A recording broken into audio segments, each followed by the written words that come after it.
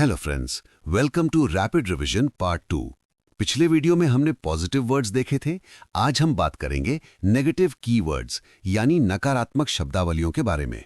ये वो dangerous words हैं जो अगर आपको ऑप्शन में दिख जाएं तो समझ लीजिए वो ऑप्शन 99% गलत है, जब तक कि सवाल में नहीं ना पूछा हो। इन्हें पहचान कर आप गलत ऑप्शंस को तुरंत एलिमिनेट यानी हटा सकते हैं। चलिए शुरू करते हैं। सेक्शन 1, सबसे इंपॉर्टेंट नेगेटिव वर्ड्स जिन्हें देखते ही गलत माने। अगर क्वेश्चन में पूछा है क्या सही है, तो इन वर्ड्स वाले ऑप्शंस को काट देना। केवल, ही या मात्र, ओनली। अगर ऑप्शन में लिखा है केवल टेक्स्ट बुक से पढ़ाओ या सिर्फ यही सही है, तो ये नेगेटिव है। एजुकेशन कभी भी किसी एक चीज तक सीमित नहीं हो सकती। मानक और मानकीकृत, स्टैंडर्डाइज्ड। चाहे मानक पठ्यचर्या हो या मानक परीक्षण, ये वर्ड हमेशा नेगेटिव होता है। हम सब बच्चों को एक ही तराजू में नहीं तौल सकते। रटना और कंठस्थ करना, रोट मेमोराइजेशन। बच्चे को याद करवाना, रटवाना या डेफिनेशंस, परिभाषाओं पर जोर देना सख्त मना है। एनसीएफ 2005 कहता है रटंत प्रणाली से मुक्ति। दंड और पुरस्कार, पनिशमेंट एंड रिवॉर्ड। बच्चे को सजा देना या हर बात पर इनाम का लालच देना नेगेटिव है। हमें बच्चे के अंदर से इच्छा यानी इंट्रिंसिक मोटिवेशन जगानी है, डर या लालच नहीं। निष्क्रिय, पैसिव। बच्चा क्लास में कभी भी पैसिव यानी चुपचाप सुनने वाला नहीं होना चाहिए। अगर ऑप्शन कहता है कि बच्चा निष्क्रिय होकर सुन रहा है, तो वो ऑप्शन गलत है। सेक्शन 2, क्लासरूम और टीचर बिहेवियर यानी टीचर को क्या नहीं करना चाहिए।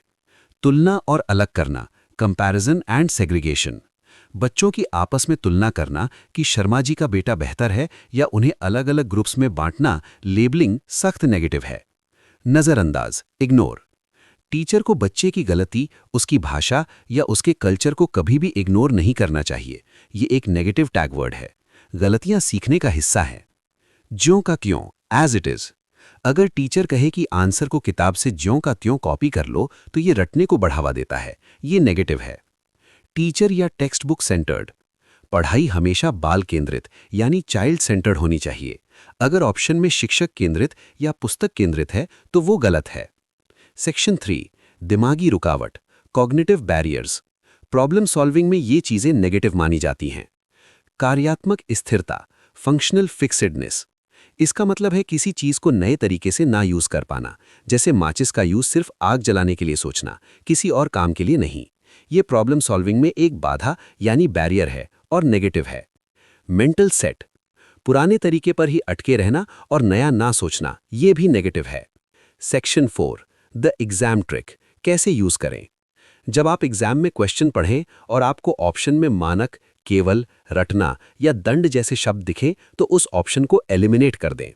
लेकिन ध्यान रहे, अगर सवाल में पूछा है क्या सही नहीं है, विच इज नॉट करेक्ट, तब यही नेगेटिव वर्ड्स आपका सही आंसर बन जाएंगे। इसलिए सवाल ध्यान से पढ़ना। Active recall questions, revision check. अब चेक करते हैं आपने कितना ध्यान से सुना। इन 5 सवालों के जवाब दीजिए। अगर किसी ऑप्शन में मानक पठ्यचर्या लिखा है, तो वो सही है या गलत।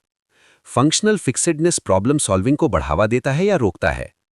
क्या टीचर को बच्चे की मातृभाषा को इग्नोर करना चाहिए, हाँ या नहीं। केवल शब्द पॉजिटिव टैग वर्ड है या नेगेटिव। क्लासरूम शिक्षक केंद्रित होनी चाहिए या बाल केंद्रित। इन 5 सवालों के जवाब नीचे कमेंट सेक्शन में जरूर लिखें। ये था पार्ट 2। अगर आप चाहते हैं कि हम पार्ट 3 में बेस्ट पेडागॉजी हैक्स लाएं, तो वीडियो को लाइक करें और चैनल को सब्सक्राइब करना ना भूलें। All the best for your exam.